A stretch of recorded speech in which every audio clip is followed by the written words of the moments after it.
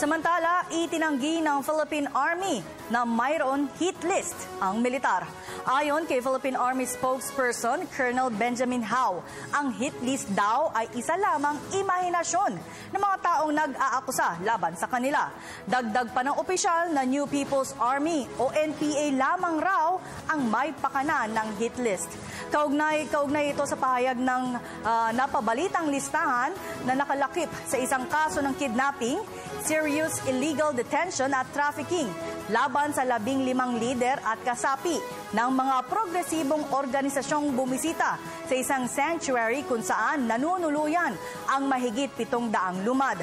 70 aktivista ang nasabing kabilang sa hit list, kasama ang pumanaw na labor leader na si Chris.